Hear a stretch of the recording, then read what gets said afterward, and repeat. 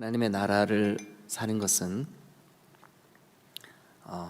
먼저는 하나님, 제가 하나님의 통치를 사모합니다. 여기에서 출발하겠죠, 그렇죠? 그러면서 순간순간 그 하나님의 나라를 살지 못하게 만드는 죄, 또 우리의 마음에 그 일어나는 여러 가지 하나님과 나와의 관계를 방해하는 이런 생각들, 이런 것들을 대적하고 또 하나님의 통치를 사모하고 또 소원하고, 그것이 하나님의 나라를 우리가 사는 방법인 줄로 믿습니다. 그런데 우리 힘으로는 안 됩니다, 이게. 그래서 예수님, 나를 위하여 십자가를 지신 그 주님이 나를 그래서 예수님이 이 땅에 오셔서 우리의 왕 되어 주시려고 하셨던 거예요. 유대인의 왕으로 나시니가 어디 계시뇨? 이게 그냥 하는 소리가 아니에요. 우리를 통치하고 다스리시는 왕이신 주님이 오늘 우리를 도우시고 이끄시고 인도하실 때 오늘 하루가 주님께 영광이 되고 기쁨이 될 줄로 믿습니다. 자, 제가 이 욥기를 시작하기 전에 여러분들에게 이 말씀 드린 기억이 날 거예요. 성경 66권 가운데 가장 어려운 성경이 어딜까? 저는 개인적으로 욥기라고 생각을 해요. 왜냐하면 많은 고민이 필요하기 때문에. 그냥 단순히 표면적으로 드러난 것 가지고 이랬다 저랬다 하기에 너무 우리의 이 얕은 영성, 또 우리의 얕은 이런 뭐라 그래야 되죠? 묵상, 이런 것들이 이 욥기의 깊은 42장까지 결국은 이 하나님의 주권, 하나님의 섭리, 또 하나님의 뜻, 이것을 다 알 수 있을까? 특별히 욥이 동방의 의인으로서 하나님이 자랑하시고 싶을 만큼 그런 경건한 삶을 사는데 그에게 닥친 고난, 오늘 이제 15장은요, 그러니까 12, 13, 14장은 욥의 대답이었었어요. 세 친구들의 욥을 향한 이제 한편으로는 이런 거죠. 선입견. 욥, 네가 아무 까닭 없이 하나님이 너에게 왜 이 고통의 시간을 허락하셨겠어? 예? 다시 한번요. 네가 아무 까닭 없이 이 고통의 시간을 허락하셨겠어? 뭔가 까닭이 있지. 예. 그런데 사실 이게 1장과 2장에서 여러분 다 지나가서 기억이 나실지 모르겠지만 이게 누가 가진 신앙이에요. 제가 1장, 2장을 진짜 신앙, 가짜 신앙, 기억나시죠? 기억 안 나시죠? 진짜 신앙, 가짜 신앙. 근데 사탄이 하나님의 거룩하신 어전 회의석상에서 사탄이 끊임없이 주장했던 사탄적인 신앙 뭐예요? 까닭이에요, 까닭. 네가 이제 사탄이 하는 말이 하나님 앞에서 그러죠. 하나님, 어떤 까닭이 있으니까, 하나님이 주신 복이 있든지 하나님께서 하여튼 뭔가가 있으니까 욥이 하나님을 저렇게 사랑하는 거 아닙니까? 하나님은요, 아니야. 이유가 없어도 욥은 나를 사랑해. 그래서 사탄이, 하나님, 그러면 욥에게서 그 재산 뺏어 보세요. 그러니까 사탄이 추구하는, 사탄이 사람들에게 좀 심고자 하는 이 왜곡된 신앙이 뭐예요? 아니, 물질의 복을 주셨으니까 하나님 경외하죠. 이게 사탄의 주장이에요. 근데 진짜 신앙은요, 그게 있어도 하나님을 경외하고 없어도 하나님을 경외해. 이게 하나님이 자랑하시고 싶어 하시는 신앙, 진짜 신앙. 우리가 많이 속고 있다니까요. 그런데 그 지금 이제 3장부터 쭉 진행되고 있는 그 엘리바스, 빌닷, 소발, 이 욥의 세 친구들의 끊임없는 주장도 뭐냐 하면, 너 아무 까닭도 없는데 하나님이 그거를 고난을 허락하셨겠어? 이거거든요. 근데 우리는 지금 보니까 어때요? 우리가 지금 제3자 입장에서 독자로 지금 이 성경을 계속 보고 있는데 우리가 본 결과는 뭐예요? 지금 욥이 사실은 욥 자신도 죄 없다 하지 않아요. 한번 보실래요? 자, 14장 16절 17절 14장 16절 17절 뭐래요? 욥이 지금 욥의 말이거든요. 욥이 뭐래요? 같이 읽어주세요. 시작. 그런데 이제 주께서 나의 걸음을 세시오니 나의 죄를 감찰하지 아니하시나이까. 예, 나의 죄를 감찰하지 아니하시나이까. 또 17절도 한번 읽어보세요. 시작. 주는 내 허물을 주머니에 봉하시고 내 죄악을 싸매시나이다. 그러니까 욥 자신도 지금 뭐가 있다는 거예요. 자기에게 허물과 죄가 있다는 거예요. 욥 자신이 주님 앞에 고백하는 거예요. 친구들에게 얘기하는 거예요. 나는 내 죄, 내 허물. 여러분 13장도 한번 가보실래요? 13장 23절 이거 12, 13, 14는 다 욥의 말입니다. 욥이 지금 말하고 있는 거예요. 23절 시작. 나의 죄악이 얼마나 많으니까 나의 허물과 죄를 내게 알게 하옵소서. 하나님, 내 죄악이 얼마나 많습니까? 나의 이 허물과 죄를 내게 알게 하옵소서. 그러면서 이제 26절도 보세요. 자, 시작. 주께서 나를 대적하사 괴로운 일들을 기록하시며 내가 젊을 때에 지은 죄를 내가 받게 하시오며. 그러니까 내가 젊어서 지은 죄의 값을 내가 지금 받고 있구나. 욥이 그렇게 생각할 만큼. 그러니까 우리가 지금 13, 14장 뭐 간단하게 보았는데도 욥이 자기의 죄를 인정해요. 자기의 허물을 인정한다고요. 자기의 연약함을 인정해요. 나 죄 없는데 왜 이 고난을 받아야 돼? 이게 아니에요. 이게 아니에요.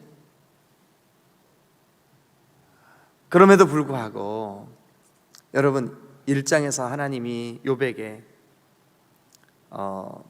그 어전 회의에서 사탄도 있고 천사들도 있는 자리에서 그러죠. 내 종 욥을 유의하여 보았느냐? 저렇게 하나님을 경외하는 사람을 너희가 보았느냐? 예. 그러니까 이제 그 욥의 세 친구들은 아니 네가 지금 이 고난을 당하는 거 무슨 까닭이 있으니까 이런 고난이 왔지 거저 왔겠어? 이게 그들의 선입견이에요. 이게 그들의 가지고 있는 생각이에요. 그런데 욥은 맞아, 내가 죄인이야. 그렇지만 이 모진 고난을 당할 만큼의 죄가 나에게 있나? 이걸 이제 돌아보고 있는 거죠. 그런데 인간적으로 제가 이제 거듭 말씀드리는 것은 뭐냐면 욥의 세 친구들은 그냥 욥과 같이 있어주고 같이 울어주고, 어제 장례식 치렀잖아요.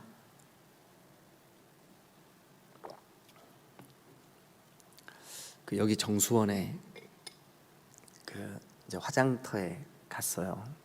그런데 우리랑 같은 타이밍에 화장을 하기 위해서 온 그 장례 그 한 무리가 있었어요. 한 팀이 있었어요.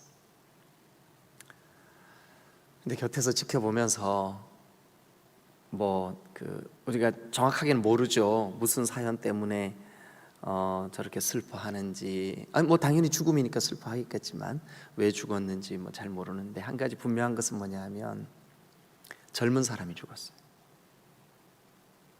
그 어머니가 아들아, 내 아들아. 그런데 그 죽은 고인이 신앙인인지 어떤지는 모르겠어요. 뭐 상황을 알 길이 없잖아요. 근데 분명한 것은 뭐냐면 그 어머니는 신앙생활 하시는 것 같아요. 왜 그러냐 하면 목사님이 오셔가지고 계속해서 그 장례 행렬을 집례를 하고 계시는 것 같더라고요. 그리고 그 안타까운 죽음을 같이 슬퍼해 주기 위해서 정말 많은 사람들이 왔어요. 근데 대부분이 그 교회 성도들 같았어요. 느낌에. 예. 목사님이 기도하실 때 다 아멘 하고 다 같이 슬퍼하고 하는 걸 보니까 그런 것 같았어요. 여러분, 그런 그 아주 젊은 자기 아들을 앞서 보내는 어머니의 그 슬픔, 사연도 모르고 왜 죽었는지도 모르고 누군지도 모르고 그냥 옆에서 지켜보는데 눈물이 나서 못 보겠더라고요. 네? 그럴 때 그 어머니의 그 가슴점, 그러니까 뭐 이건 어떤 그냥 한마디로 슬픔, 이런 단어로는 참 가볍죠. 그분의 지금 겪고 있는 그 깊은 그 눈물을 다 표현해 내기에는 너무 가볍죠. 그러니까 지금 욥의 세 친구들도 그런 거예요. 욥이 겪고 있는 이 아픔, 욥이 겪고 있는 그 상실감, 10명의 자녀들이 한꺼번에 죽은 이 사건, 모든 재산이 다 하루아침에 잃어버린 이걸 뭐라고 설명을 하겠어요. 그리고 머리끝부터 발끝까지 잃어버린 건강, 그리고 아내의 배신, 이 모든 것을 한마디로 어떻게 욥의 고난 이렇게 표현하기에는 너무 가볍잖아요. 그죠? 너무 가볍잖아요. 그런데 여러분, 오늘 15장을 보시면 이제 다시 엘리바스의 말이 시작돼요. 자, 엘리바스가 사실은 이 세 친구들 중에 제일 연세가 많은 어른이에요. 인생의 경험이 풍부한. 여러분, 우리가 젊은이로서 그 어르신들, 많은 인생의 경험을 하신 분들, 저는 이제 목회자로서 특별히 선배 목사님들 앞에 그분들의 옳고 그름 이런 걸 다 떠나서 우리보다 더 깊은 인생의 여러 가지 사건들을 경험한 것만으로도 머리가 숙여지죠. 그 경험을 존중해 마땅하죠. 근데 엘리바스는 그런 사람이라고요. 이 친구들 가운데, 욥을 포함한 이 친구들 가운데 가장 인생의 경륜이 많은, 그리고 또 연세가 많은 그런 친구입니다. 근데 15장을 읽으면서도 역시 이 성경을 그냥 이렇게 제3자로서 관찰해야 되는 독자, 지금 21세기를 사는 우리가 이 성경을 읽으면서 안타까운 생각이 드는 것은 뭐냐 하면, 엘리바스가 어떻게 이렇게 욥에 대해서 오해를 하고 있을까? 또 편견을 가지고 있을까? 오해와 편견, 이 말로밖에는 이 엘리바스가 가지고 있는 15장의 표현을 달리 표현할 방법이 없더라고요. 자, 왜 그러냐 하면 같이 한번 따라와 주실래요? 볼펜을 들고 그냥 간단하게 체크하시면서 따라오셔도 좋을 것 같아요. 자, 일단 엘리바스가 욥에게 가지고 있는 생각입니다. 욥에게 대해서 지금 엘리바스의 두 번째 말이에요. 욥에게 이제 어떻게 보면 욥을 꾸짖고 있는 거죠. 그런데 한번 그 정리를 해 볼게요. 자, 2절, 지혜로운 자가 어찌 헛된 지식으로 대답하느냐. 그러니까 엘리바스는 욥에게, 욥이 지금 12, 13, 14장을 걸쳐서 욥이 변론을 한 거예요. 대답을 한 거예요. 친구들의 그 말에 답변을 한 거예요. 근데 그 답변을 한마디로 엘리바스가 이렇게 표현을 하는 거예요. 너 지혜롭다며, 근데 어떻게 그렇게 헛소리만 하냐, 이거예요. 이렇게 고상하게 번역이 돼 있지만, 욥의 고뇌에 찬 말들, 욥의 힘들게 쏟아놓는 그의 변명, 이 말을 한마디로 뭐라고 그러냐면 헛된 지식이다. 이렇게 2절에 그렇게 돼요. 헛된 지식으로 대답하겠느냐, 헛된 지식이다. 그 다음에 2절 계속 보니까 어찌 동풍을 그의 복부에 채우겠느냐. 동풍 밑줄 그어보세요. 이게 뭐냐 하면 농작물에 피해를 주는 바람이에요. 동풍이 농작물에 피해를 주는 바람. 그러니까 엘리바스는 욥의 말, 욥의 신앙 어떻게 평가하고 있어요? 너 헛된 말만 하는구나, 너 피해를 주는 말만 하는구나, 이렇게 표현을 하고 있는 거예요. 그 다음에 3절도 보세요. 자, 읽어보실래요? 시작. 어찌 도움이 되지 아니하는 이야기 무익한 말로 변론하겠느냐. 그러니까 욥, 네가 지금 대답한 12, 13, 14장의 말은 무익한 말이야. 도움이 되지 않는 말이야. 엘리바스가 한마디로 야, 좀 쓸데없는 소리 좀 그만해, 이렇게 말하고 있는 거죠. 그 고난의 한가운데 있는 자기 친구, 지금 막 극심한 아픔 때문에 깨진 옹기 조각으로 자기 몸을 긁어대고 있는 그 친구를 향하여 그가 내뱉는 말이 뭐냐 하면 네가 하는 말 헛된 지식이야. 동풍처럼 해를 끼치는 말이야. 3절도 보니까 뭐라 돼 있어요? 도움이 되지 않는 말만 하는구나. 무익한 말로 네가 변론하는구나. 이게 여러분 제3자인 관찰자인 우리 눈으로 볼 때 이 엘리바스의 말 너무하는 것 같지 않아요?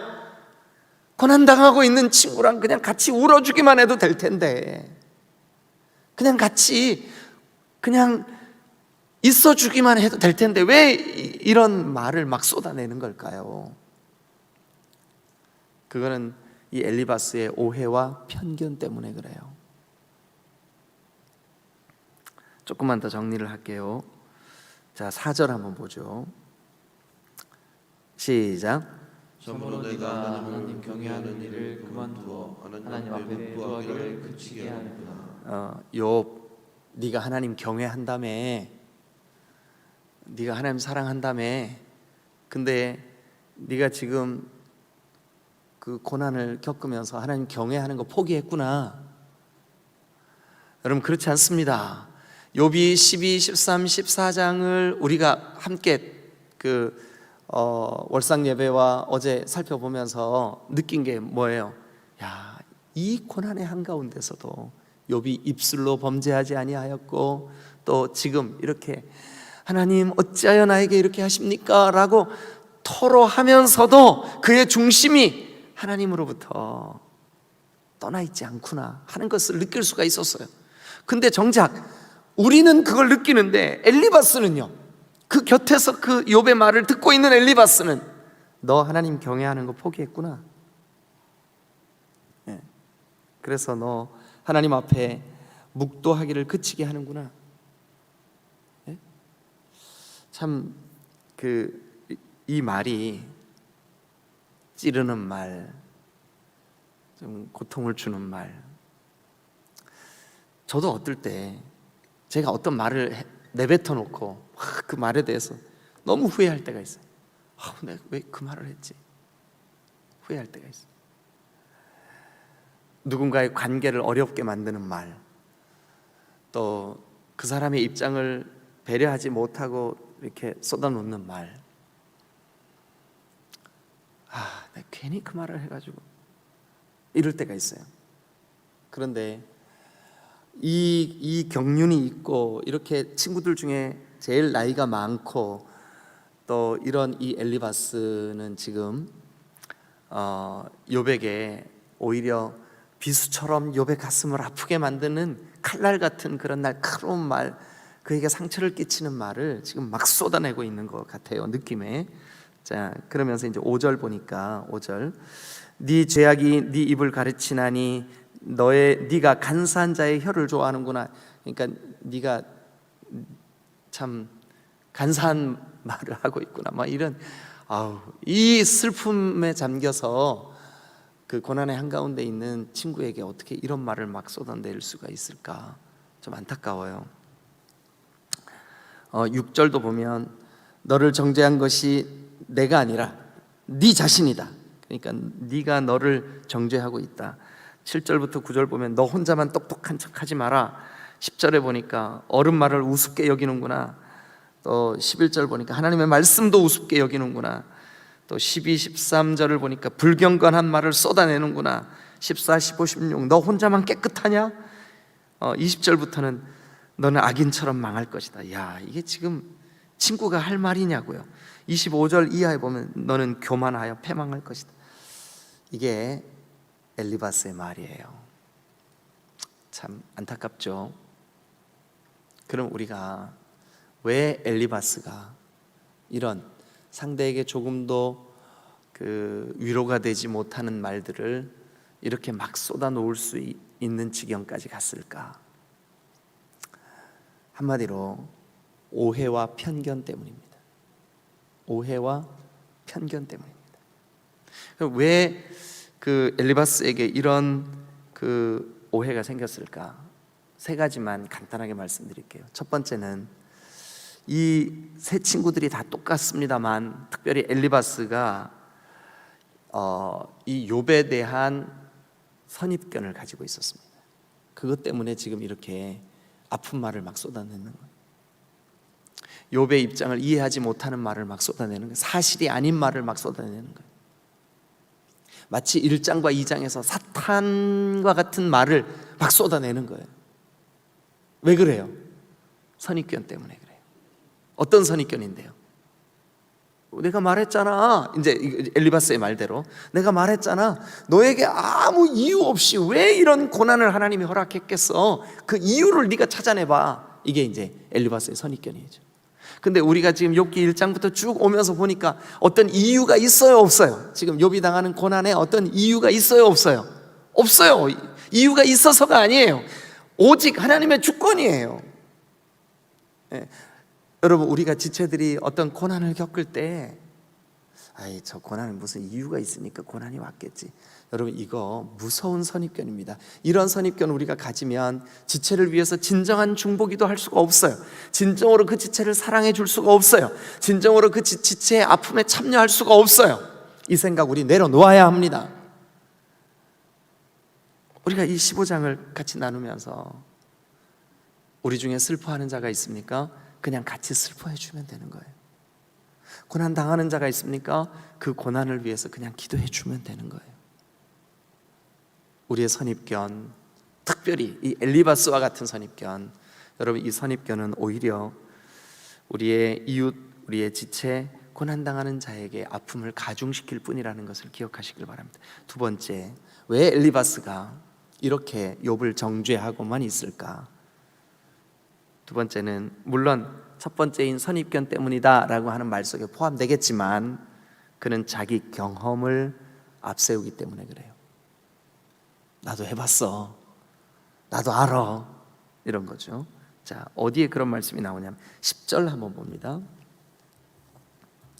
우리 중에는 머리가 흰 사람도 있고 연로한 사람도 있고, 이거 지금 자기 얘기거든요. 엘리바스 자신 얘기. 네 아버지보다 나이가 많은 사람도 있어. 이거 자기 자신 얘기예요. 그러니까 내가 너보다 많이 살았고 많이 경험했어, 이거거든요. 그 다음에 또 17절 한번 읽어보실래요? 시작. 내가 내게 보이리니 내게서 들으라. 내가 본 것을 설명하리라. 네, 그러니까 이 엘리바스는 내가 본 것이 있어. 그러니까 자기 경험이죠. 내가 보았다는 것은 자기가 경험했다는 얘기거든요. 그러니까 자기가 살아온 세월, 자기가 경험한 것. 그 다음에 여러분 18, 19절 한번 보세요. 시작. 이는 곧 지혜로운 자들이 전하여 준 것이니 그들의 조상에서 숨기지 아니하였느니라. 그러니까 지혜로운 자들이 전해준 게 있어요. 그러니까 자기가 들은 게 있어요. 보고 들은 게 있어요. 그게 뭐예요? 자기 경험이에요. 자기가 체험한 거, 자기가 배운 거, 자기가 들어온 거, 이것 가지고 욥을 정죄하고 판단하고 있는 거죠. 우리도 우리가 가지고 있는 짧은 지식, 우리가 가지고 있는 우리의 삶의 경험, 그것 가지고 얼마나 다른 사람을 판단하고 평가하고 정죄하고 그럴 때가 많습니까? 이게 엘리바스에게 오해와 편견을 낳게 한 거예요. 여러분, 우리가 신앙생활을 하면서 하나님이 우리에게 주신 소중한 지체, 우리의 이웃, 혹시 내가 주관적으로 경험했던, 내가 주관적으로 알고 있는 이 지식, 이런 것 가지고 판단하고 정죄하고 내 선입견으로 그들의 가슴을 아프게 만들고 그런 일이 없는지 돌아보실 수 있기를 주님의 이름으로 축원합니다. 자, 그리고 또 세 번째, 그러니까 첫 번째는 엘리바스의 선입견 때문에 두 번째는 엘리바스의 경험 때문에 이 욥을 정죄하고 아프고 안타깝게 했어요. 그 다음에 세 번째는요, 엘리바스가 욥의 말을 잘 제대로 귀담아 듣지를 않았어요. 12, 13, 14장에서 한 욥의 말을 일부만 들었어요. 일부만. 그러니까 우리가 어떤 말을 들을 때 그 내 귀에 들리는 말만 듣잖아요, 그죠? 그러니까 내 생각과 다른 말은 아예 안 듣잖아요, 그죠? 이게 우리 연약함인 것 같아요. 저도 그런 것 같아요. 근데 엘리바스도 그랬어요. 욥의 말을 다 들었더라면, 욥이 자기가 나는 의로운데 왜 나에게 이 고난이 왔는지 난 모르겠어요. 물론 그런 말도 했죠. 그러나 그 말만 한 게 아니에요. 욥이 의롭다고 한 말 그것 가지고 계속 물고 늘어져요. 뭐 네가 죄가 없다고 막 이러면서요. 근데 그렇지 않아요. 아까 제가 봐드렸잖아요, 그죠? 욥 자신은 자기가 허물이 없다거나 죄가 없다거나 하는 그런 생각을 가지고 있는 사람이 아니에요. 자기의 죄를 인정해요. 자기의 허물도 인정해요. 그런데 엘리바스는 말을 가지고 욥이 의롭다고 한 말만 물고 늘어져요. 자, 여러분, 그래서 세 가지 엘리바스의 선입견, 자기 경험, 욥의 그 말을 이해하지 못한 거, 요 세 가지. 욥의 말을 이해하지 못한 거, 요 세 가지. 요 세 가지를 가지고 자기의 선입견으로 욥에게 막 쏟아부어요. 이게 결국 욥에게 아무런 도움을 주지 못하죠. 위로가 되지 못합니다. 이 말씀을 묵상하면서 이게 엘리바스만의 문제가 아니라 내 문제이기도 하고 또 오늘을 사는 그리스도인들의 문제이기도 하겠구나. 우리가 상대의 입장, 또 상대의 삶, 상대의 우리가 위에서 기도해 줘야 되고 위에서 정말 하나님의 도우심을 구해야 되는 지체들을 위해서 간구할 때 우리가 이런 편견과 오해 없이 그냥 사랑하는 마음으로 기도해 줄 수 있는 그런 믿음이 우리에게 필요하겠다. 여러분, 정말 여러분들이 속한 목장에 어려움을 겪고 있는 지체들, 또 우리 교회에 질병과 싸우고 있는 지체들, 그들이 혹시 우리가 엘리바스나 빌닷과 소발과 같은 우리의 오해와 편견 때문에 그들의 아픔을 더 가중시키고 있지는 않아요. 그래서 어떤 분들은 목사님, 나 이거 성도들이 몰랐으면 좋겠어요. 내 아픔 그냥 목사님하고 저만 알고 기도만 해주세요. 이런 말을 해요. 실제로 내 아픔이 오픈되고 공개되었을 때 돌아오는 것은 더 큰 아픔이었어요. 이게 우리의 현실이에요. 그런데 이제는 우리가 그러지 말고 진정으로 내가 내 아픔을 우리 목장 식구들에게는 정말 좀 오픈해서 얘기하고 싶어요. 왜냐하면 그들은 나를 아무 이런 까닭 없이 받아주고 사랑해 주니까요. 이런 고백이 우리 안에 있으면 참 좋겠다. 그런 생각이 듭니다. 우리 정말 이 말씀 그냥 엘리바스의 대답이구나 그냥 그 정도로 넘기지 말고 우리도 한번 같이 고민하고 기도하는 그런 기회가 되면 좋겠습니다. 기도하시겠습니다.